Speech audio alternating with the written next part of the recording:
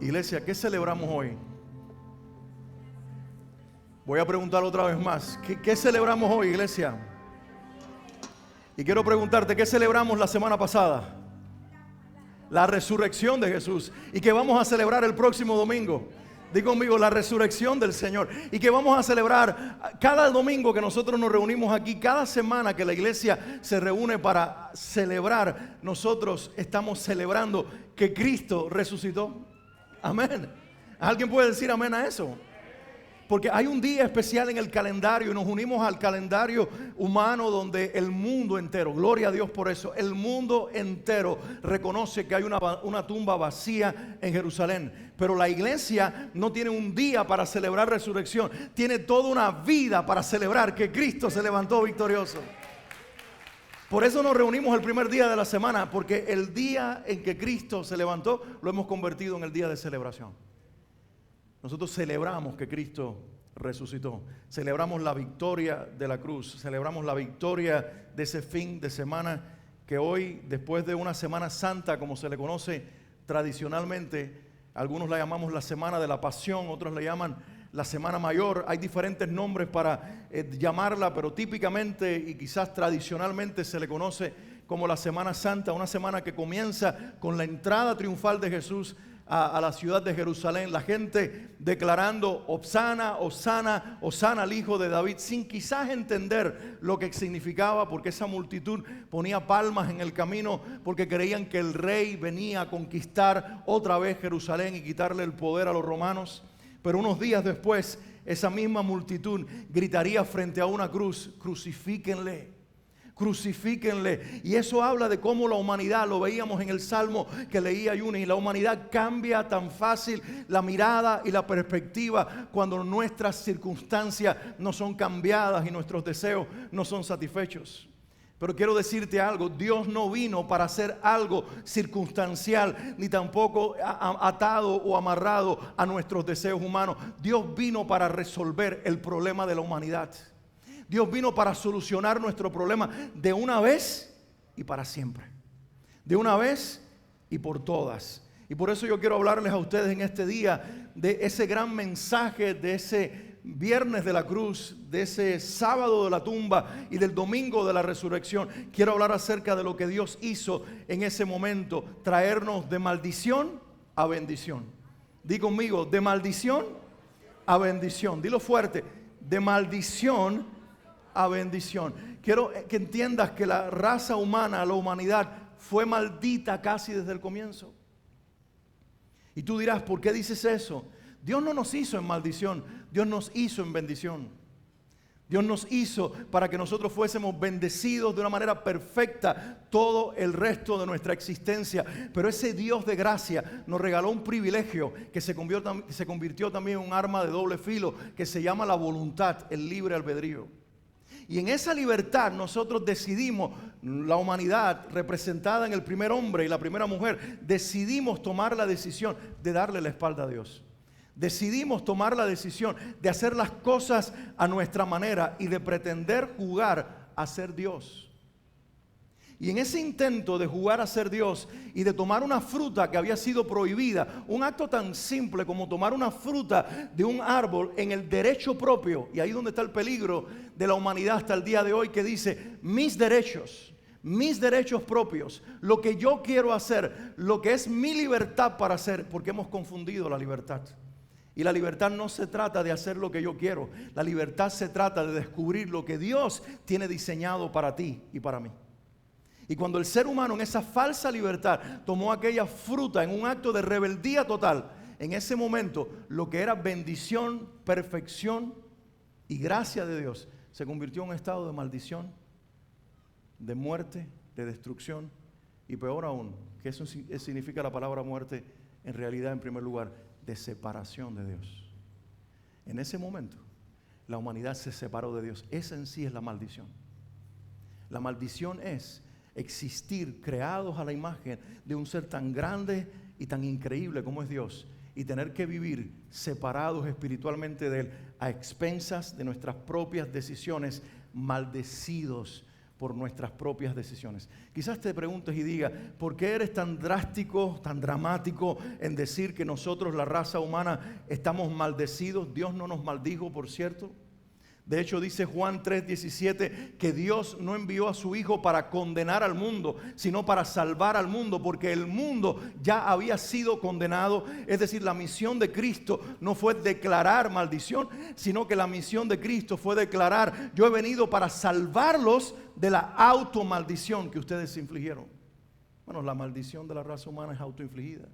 Es una decisión personal que cada uno de nosotros tomamos por herencia y por práctica. Y si quizás te preguntas por qué lo digo, mira nuestros cuerpos, cómo envejecen, cómo se quiebran y se enferman y cómo finalmente mueren. Eso es una evidencia de algo para lo cual no fuimos nosotros creados. Dios nos hizo para eternidad, para que la muerte, la enfermedad y la fragilidad humana no fueran parte de nuestra experiencia de vida. Hoy eso es un reflejo de que este cuerpo ha sido quebrado por el pecado y maldecido por nuestra rebeldía y nuestra desobediencia. Mira los hogares, las familias peleándose entre ellas, padres, hijos quitándose la vida unos a otros, familias divididas, separadas, sin hablarse unos de otros. ¿Y a qué se lo debemos? Al pecado, a la maldición del pecado, que nos lleva a pelear por una propiedad, que nos lleva a pelear por una herencia, que nos lleva a pelear por un apellido, a veces por una simpleza de una discusión que surge en la sobremesa de una comida familiar. Se separa una familia. Eso es maldición. Mira los países en guerra, los cohetes que están mientras tú y yo estamos tranquilos aquí. En la otra parte del mundo hay cohetes volando de un lugar a otro, destruyendo hogares, matando gente. Y tal vez podamos pensar que el bien pelea contra el mal, pero al final dice la Biblia, ¿de dónde vienen las guerras? Las guerras vienen de la maldad de sus corazones. Dice Santiago en su carta al hermano del Señor. En fin, somos una raza maldita. Y dice la palabra en Génesis 3:17, el Señor le hace esta declaración al hombre, Adán, cuando ellos pecan: maldita será la tierra por tu causa, con dolor comerás de ella todos los días de tu vida. Quiero que entiendas esto: Dios no está maldiciendo la tierra. Dios dice, la tierra es maldita por tu causa. Yo no fui el que la maldije, fueron ustedes. Fue la raza humana. Ustedes maldijeron su propio planeta. Ustedes maldijeron su propia existencia. Pero luego continúa diciendo la palabra del Señor que la paga del pecado es muerte.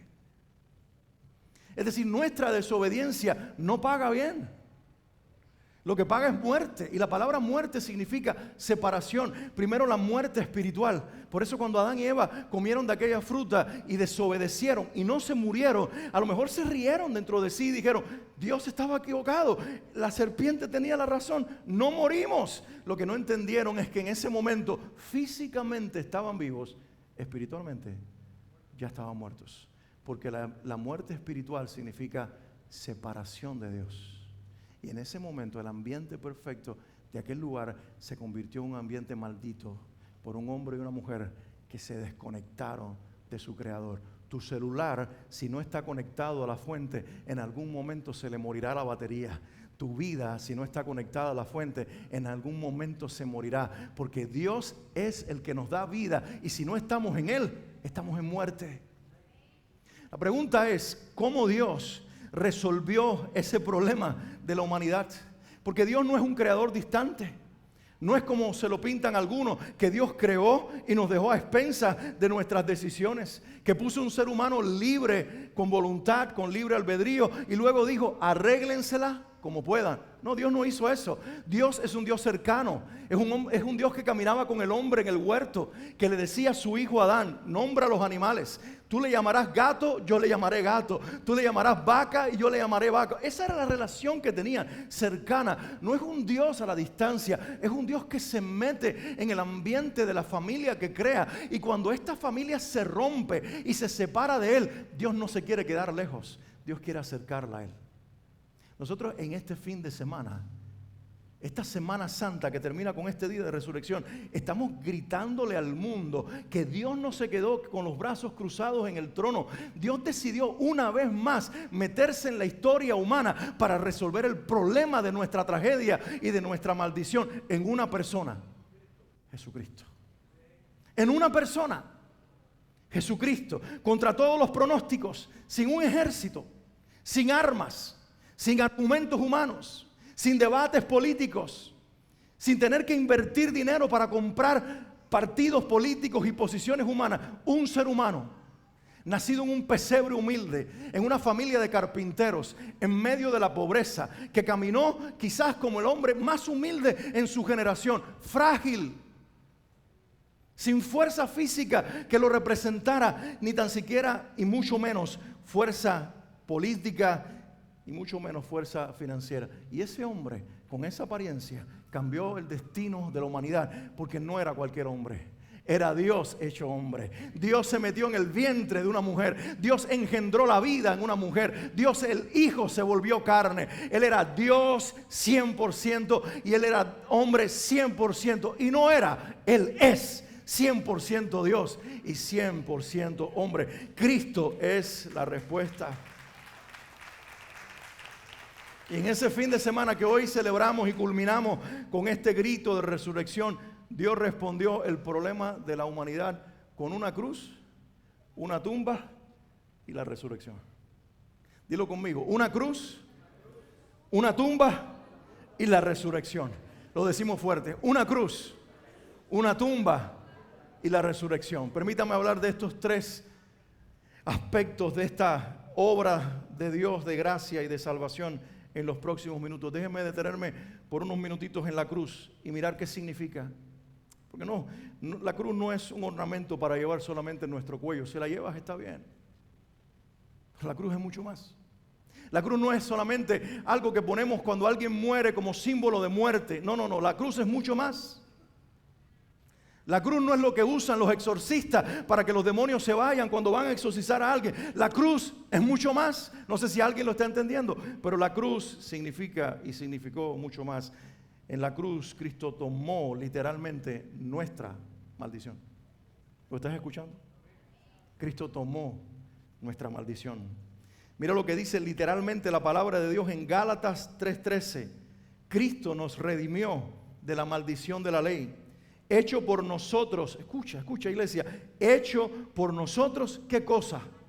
Maldición, porque está escrito: maldito todo el que es colgado en un madero. Y aquí Pablo, el apóstol, toma las palabras de Deuteronomio que yo voy a leer a continuación para referirse a Cristo en una cruz, y dice que en el momento que Él estaba en la cruz, ¿sabe lo que estaba haciendo? Estaba tomando tu maldición y mi maldición, nuestra maldición, y le estaba poniendo sobre Él. Y Él en la cruz literalmente se convirtió en un ser maldito, sin serlo, sin merecerlo, sin calificar para ser maldecido, porque la maldición es el fruto del pecado. Y dice la Biblia que Él era sin pecado y Él permaneció sin pecado en la cruz. Cristo no se volvió un pecador en práctica. Dios tomó el pecado de nosotros y en ese sentido se hizo pecado por nosotros. La palabra de Dios dice que allí nos redimió de la maldición de la ley, hecho por nosotros maldición, porque está escrito: maldito todo el que es colgado en un madero.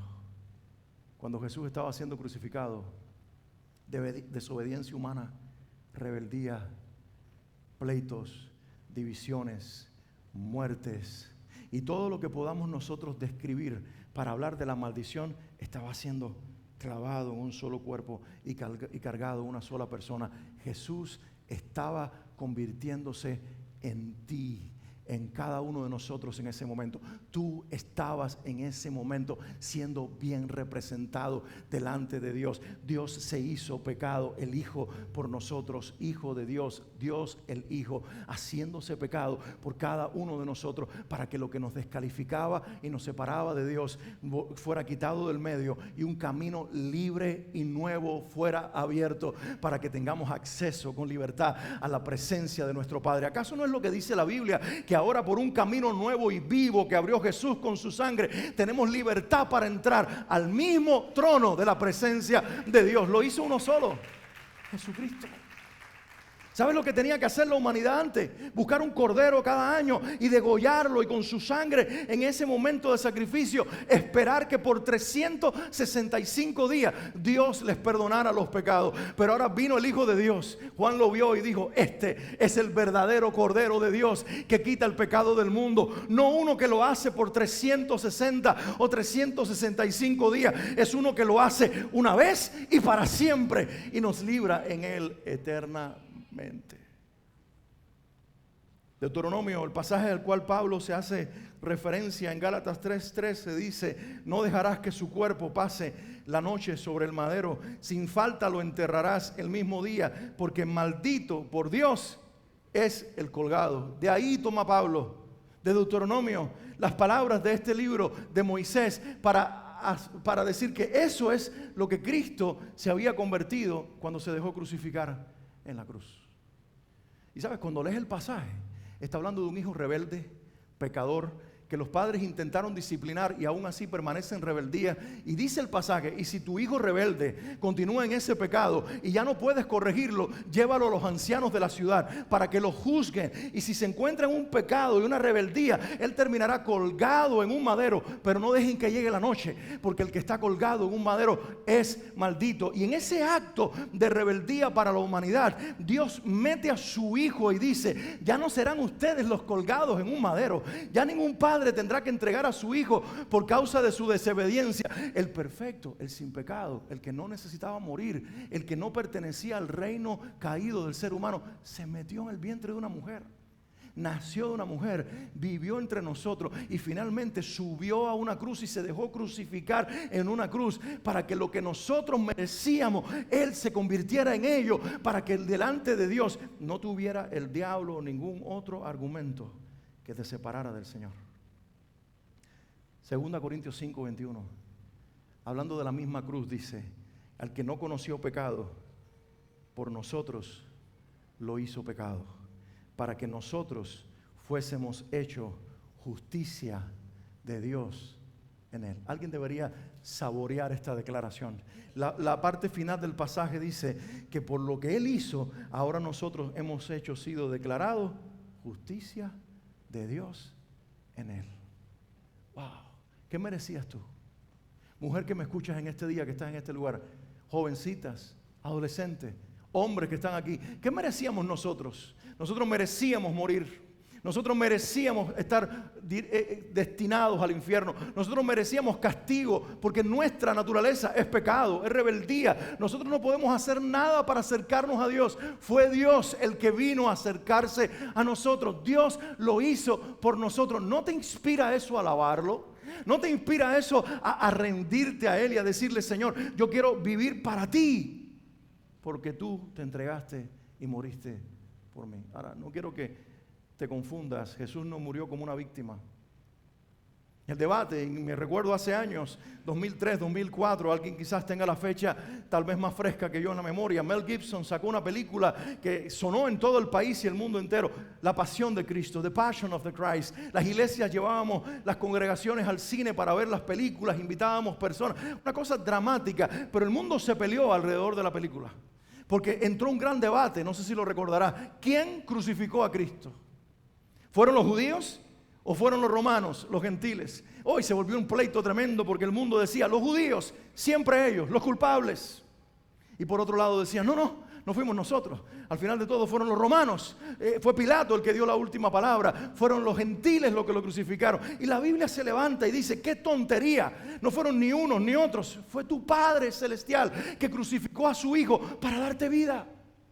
La próxima vez que te preguntes: ¿quién crucificó a Jesús?, la respuesta es una sola: fue Dios el Padre. En un acto supremo de amor dejó que su Hijo fuera crucificado. ¿Sabes quién más tuvo participación allí? Fue Dios el Hijo. ¿Sabes qué dijo Jesús? A mí nadie me quita la vida. Nadie me la quita, yo de mí mismo la pongo. Yo tengo poder para darla y tengo poder para volverla a tomar. Y hablaba de muerte en la cruz, pero hablaba de resurrección al tercer día. No sé si tú me estás escuchando, pero este acto y este momento de la cruz del viernes no tomó por sorpresa a la divinidad, no tomó por sorpresa al Hijo de Dios. Él lo orquestó, Él lo tramó por siglos. Desde la eternidad, el Padre con el Hijo y el Espíritu Santo dijeron: los vamos a salvar en una cruz vulnerable, quebrado, muriendo por ellos, entregándome por ellos. Se pelearán para buscar culpables y al final no sabrán que habrá sido una decisión divina por amor. Isaías, el profeta, en Isaías 53, tiene la escena profética del sacrificio de Cristo. Lo ve golpeado, magullado, a punto de morir. ¿Y sabes qué dice? Que todo eso fue orquestado por el Padre, que lo despreció por amor a nosotros.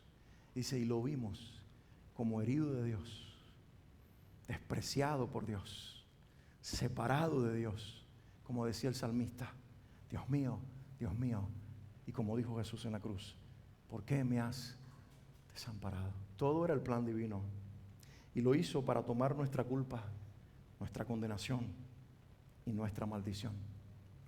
Algunos piensan que hacía falta el día de la resurrección para que Dios venciera al pecado. Te equivocas. Yo hablo de la cruz hoy porque la victoria no comenzó en una tumba cuando Él se levantó. Yo hablo de la cruz porque la Biblia grita y proclama que la victoria comenzó en la cruz. ¿Sabes lo que dice la Biblia en Colosenses 2:15? Que Él en la cruz expuso a los principados, a las potestades, a las huestes de maldad en las regiones celestes, los espíritus demoníacos con todas sus huestes, los expuso derrotados, venciendo sobre ellos en la cruz. Y mientras lo hacía, clavaba en su cuerpo el acta de los decretos que había contra nosotros. Cristo no venció al resucitar, Cristo venció al morir. La muerte es el grito de derrota de la humanidad, pero la muerte es el grito de victoria del cielo. Los seres humanos sufrimos la muerte porque para nosotros significa el fin de todas las cosas. Dios en realidad puso a su Hijo a morir porque con ello derrotaba al pecado, a la muerte, a Satanás, y te entregaba a ti y a mí la victoria. Alguien debería darle un aplauso a Jesús en este lugar. La próxima Semana Santa, cuando llegue el próximo año y te vayas a deprimir, no te deprimas.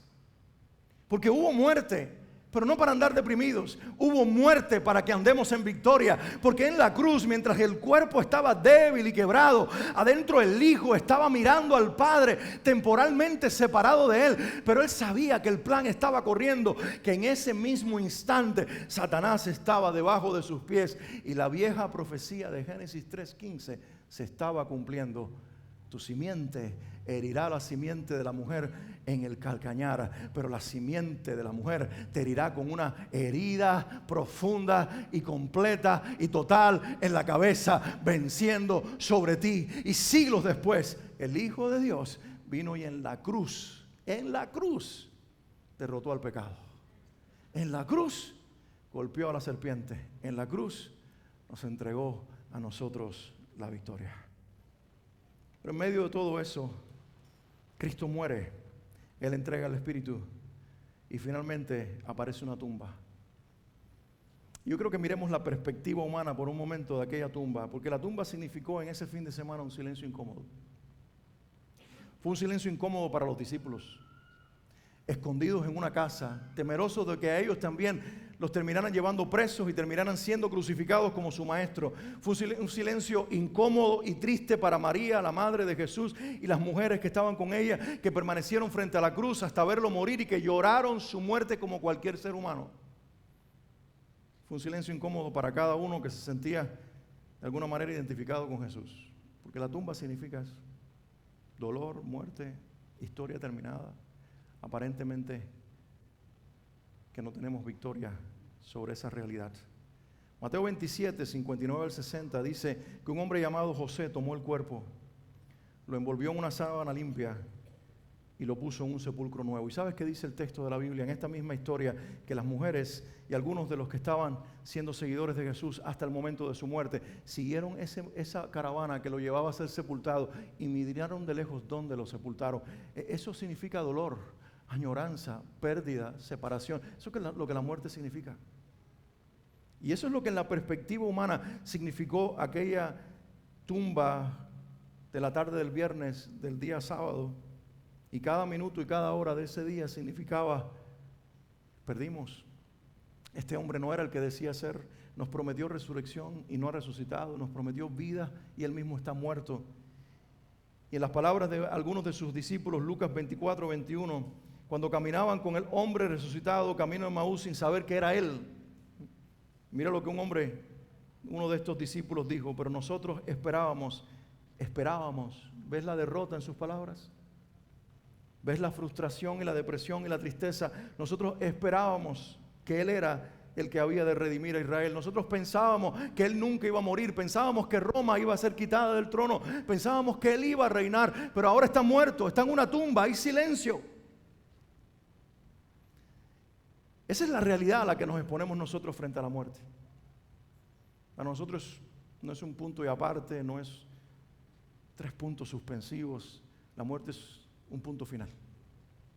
Y ese fin de semana es lo que está ocurriendo ahí. Hay gente derrotada, hay gente deprimida, hay gente frustrada, hay gente que cree que ya todo terminó. Eso es lo que está sucediendo. Pero mira, mientras eso está ocurriendo en el plano natural y hay depresión entre la comunidad de los discípulos, mira lo que la Biblia dice, y Pedro más tarde llega a escribir acerca de lo que estaba ocurriendo en el mundo espiritual. Porque quiero que pienses esto. Mientras tú y yo estamos sentados aquí, hay una realidad espiritual. Mientras tú y yo estamos aquí, hay un reino que está enfrentándose a otro reino. Es el reino de la luz contra el reino de las tinieblas. Y mientras el cuerpo estaba muerto en una tumba, quiero que sepas que el Espíritu vivo de Jesús estaba proclamando victoria en otro lugar. Dice la Biblia en 1 de Pedro 3, 18 al 20, porque también Cristo padeció una sola vez por los pecados, el justo por los injustos, para llevarnos a Dios, siendo a la verdad muerto en la carne, pero vivificado en espíritu, en el cual, es decir, en el espíritu, también fue y predicó a los espíritus encarcelados, los que en otro tiempo desobedecieron, cuando una vez esperaba la paciencia de Dios en los días de Noé, mientras se preparaba el arca, en la cual pocas personas, es decir, 8, fueron salvadas por agua. Mientras afuera, en el mundo natural, la gente miraba una tumba cerrada y un cuerpo muerto, el espíritu vivo de ese hombre había bajado a la profundidad de la tierra, donde estaban las almas desconsoladas, atadas por el pecado, para proclamar: la vida ha invadido el territorio de la muerte. La vida ha venido a proclamar que este lugar también me pertenece, que este lugar también es mío. Y ahí hizo doble proclamación. Una: si no fuiste de los que creyó en mí antes del tiempo, esta es tu sentencia.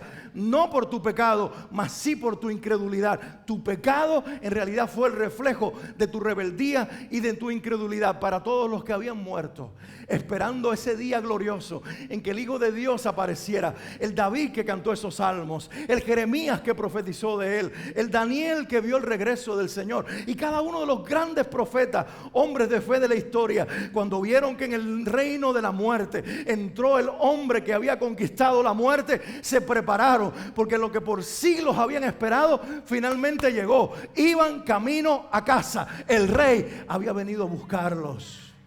El rey había venido a buscarlos. No sé si tú entiendes. Pero mientras afuera se lloraba derrota, en el mundo interior del espíritu y de la muerte, el Hijo de Dios, ya vencedor, porque no venció en la resurrección, venció en la cruz, se metió en el terreno de Satanás y dijo: hey diablo, tu lugar de operación también me pertenece. Yo tengo las llaves. Yo abro y nadie puede cerrar. Yo cierro y nadie puede abrir. Así que fue al seno de Abraham, abrió las puertas del seno de Abraham y le dijo al Padre de la fe y a todos los que estaban allí: síganme, que este ha sido su territorio temporal, pero vamos camino a casa, a disfrutar del cielo, de la presencia de mi Padre. Y ahora todo el que muera en mí no pasará por este lugar, aparecerá victorioso y glorioso en la presencia del Rey de Reyes y Señor de señores. Esa no es tu esperanza, porque esa es la mía. Eso es lo que leo en la Biblia, que la muerte ya no es derrota, que el que muere en Cristo está en victoria. Pablo dice, para mí el vivir es Cristo y el morir es ganancia. Claro, porque el cuerpo duerme en la tumba, pero el alma está viva delante del Señor. Eso fue la cruz y eso fue la tumba. La tumba gritó silencio en el mundo de lo natural, pero en el mundo del espíritu gritó la victoria que la cruz ya había comprado por toda la humanidad. Y al tercer día resucitó. Alguien diga conmigo, resucitó. Y es ahí cuando la declaración de victoria se hace pública, que se dice finalmente, la maldición de la humanidad ha sido conquistada por el poder del resucitado. Y todo el que en mí cree tiene vida y vida eterna. Yo te pregunto hoy, ¿tú lo crees? ¿Tú crees que tienes vida eterna?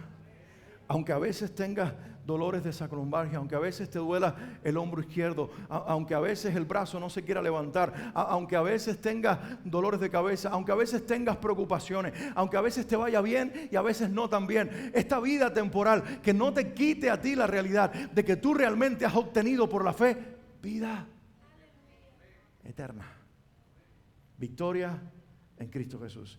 Mira lo que dice 1 Corintios 15, 20 al 22. Mas ahora Cristo ha resucitado de los muertos, primicias de los que durmieron. Es hecho, porque por cuanto la muerte entró por un hombre, también por un hombre la resurrección de los muertos. Porque así como en Adán todos mueren, también en Cristo todos serán vivificados. La mayor y más grande maldición del ser humano no es la enfermedad, aunque pareciera. No es la muerte física, aunque pareciera. La mayor y más terrible maldición del ser humano es la muerte eterna y espiritual. Entró por un hombre, entró por Adán. En Adán todos pecamos, en Adán todos quedamos descalificados. Pero después Dios envió un segundo Adán, envió a otro hombre. Y en esa cruz, en ese día de la cruz, Él venció ese pecado, a esa muerte y a ese diablo, para que ahora todo aquel que en Él cree ya no sea maldito con la separación eterna de Dios, sino que tengamos bendición y vida eterna. Por un hombre entró el pecado y por un hombre la muerte, pero por un hombre, Cristo Jesús, la resurrección de los muertos. En Adán todos mueren, pero en Cristo todos serán vivificados. Mi pregunta para ti es, ¿a quién heredas? ¿De quién eres heredero? ¿Del pecado de Adán o de la vida eterna de Cristo? Si estás en Cristo, ya no eres un heredero de Adán, aunque tengas su carne, aunque tengas su apariencia, aunque vengas de la raza humana, entró en ti algo diferente. La vida se hizo de ti y ahora perteneces al reino de la vida eterna. Romanos 8:1 dice, ahora pues ninguna condenación hay para los que están en Cristo Jesús.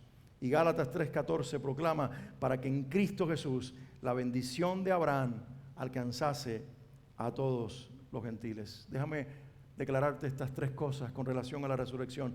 La resurrección confirma que el sacrificio fue aceptado. ¿Sabes? Jesús, ¿sabes por qué se levantó? Porque ofreció un sacrificio perfecto. ¿Y sabes por qué el sacrificio era perfecto? Porque Él es perfecto. Él es perfecto. Él venció la muerte al pecado y a Satanás, porque aunque murió temporalmente, mira, solo se queda muerto permanentemente en una tumba un pecador. Pero uno que no tiene pecado, la muerte no lo puede retener. Y por eso se levantó resucitado. Pero lo curioso es, y lo tremendo es, que no solamente se levantó Él resucitado, sino que ahora Él es el primero de la resurrección. ¿Alguien me está entendiendo? Él tiene el derecho de levantarse porque Él no tiene pecado, pero ahora tú que eres un pecador, porque estás en Él, tienes un derecho imputado, regalado, extendido, que no merecías, pero que Dios quiso darte, de que también te levantarás un día. Si vas a la tumba, serás resucitado, no porque te lo merezcas, sino porque aquel que se lo merece, lo hizo por ti y para ti, para que tú también tengas el privilegio de la resurrección en Cristo Jesús. Con la resurrección se declaró que el poder de la muerte había sido conquistado para siempre. Y también que nuestra posición espiritual había sido cambiada. Ya no pertenecemos al reino de la muerte. Ya el Hades no es nuestro destino, sino el cielo y la presencia de Dios. Hermanos, la resurrección es la declaración de victoria de Dios, de que la maldición ha sido cancelada, de que el pecado ha sido derrotado y de que la vida ganó y venció sobre la muerte. ¿Alguien puede decir amén a eso? Eso celebramos hoy, eso celebramos cada domingo, eso celebramos cada semana. Me encanta lo que dice Efesios 1:3. Bendito sea el Dios y Padre de nuestro Señor Jesucristo, que nos bendijo con toda bendición espiritual en los lugares celestiales en Cristo. Si no fuera por Cristo, no estaríamos bendecidos. Por eso la pregunta hoy es, ¿estás en Cristo? La pregunta es, ¿estás en Cristo? Porque solamente estamos en Cristo cuando hemos confesado su nombre.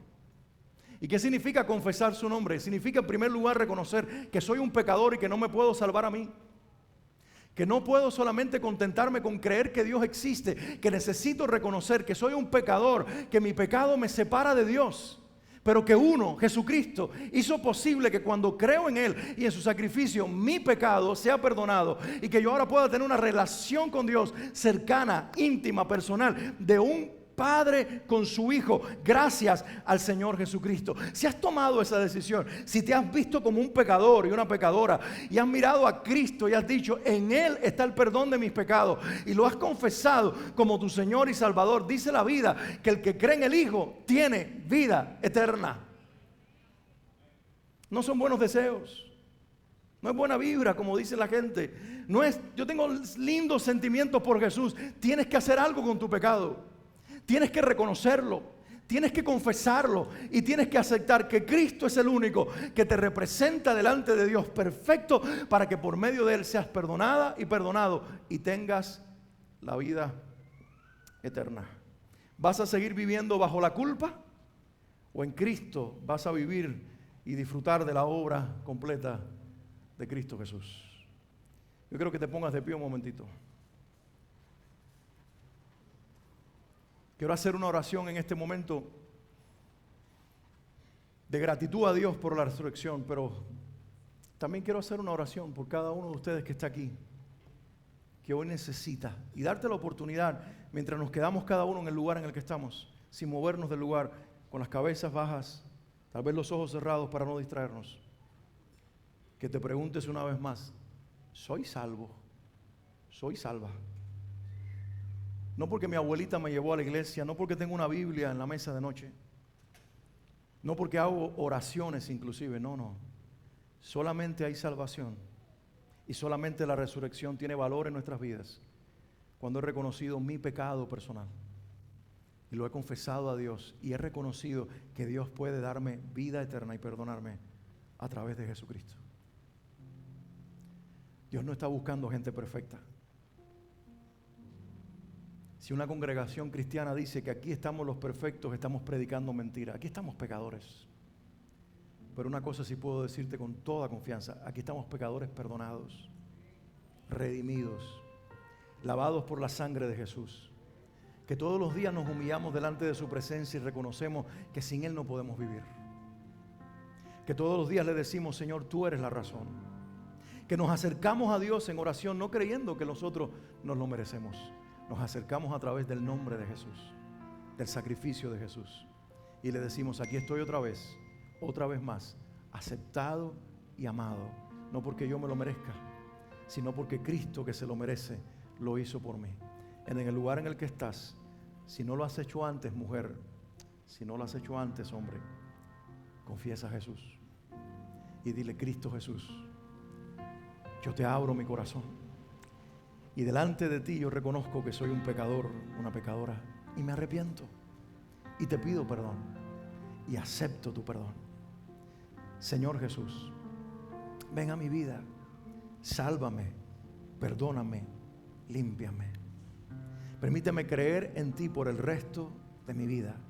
Dame tu Espíritu Santo. Séllame con tu Espíritu Santo para ser guiado y caminar en una relación contigo duradera y eterna. Y Dios comenzará a hacer en ti, mujer, en ti, hombre, una obra perfecta de salvación y de vida, que no se trata de ti ni de tu perfección, se trata de la gracia de Dios y del amor de Dios, que por su Espíritu Santo te va a ir transformando cada día hasta que te encuentres con el Señor. Y si tú estás hoy aquí y dices, yo estoy en Cristo, yo he creído en Él, levanta tus manos en el lugar en el que estás y tu oración y comienza a darle gracias, porque no te lo mereces. No te lo mereciste el primer día que lo confesaste y no te lo vas a merecer jamás.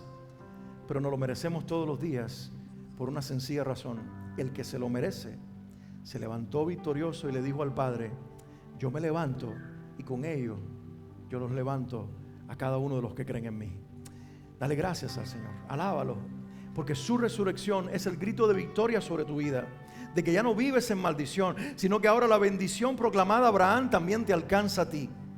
Que la vida que el Hijo vino a declarar la tienes tú, que eres salvo y tienes vida eterna, y que tu vida está completa en Dios, está siendo transformada por Él todos los días de tu vida. Padre, yo oro en el nombre de Jesús y te doy gracias.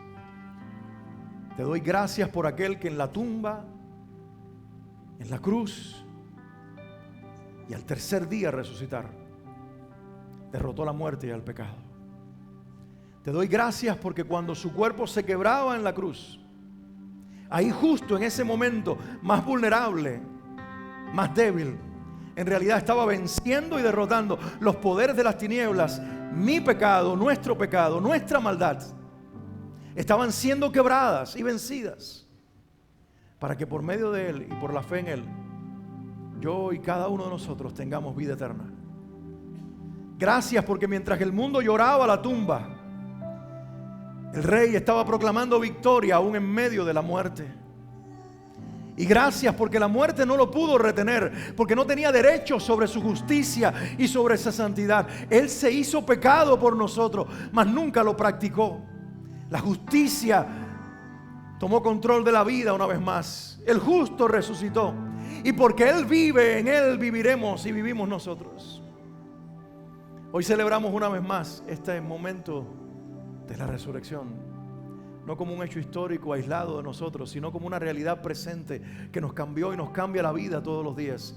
Y Señor, porque Él resucitó y se cumplió esa promesa, el mismo que se levantó y regresó a tu presencia, muy pronto también regresará por nosotros. Por eso danos la expectativa de vivir esperando al Rey que viene, de vivir para la gloria del Rey que viene y celebrar su nombre y su victoria una vez y para siempre. Amén.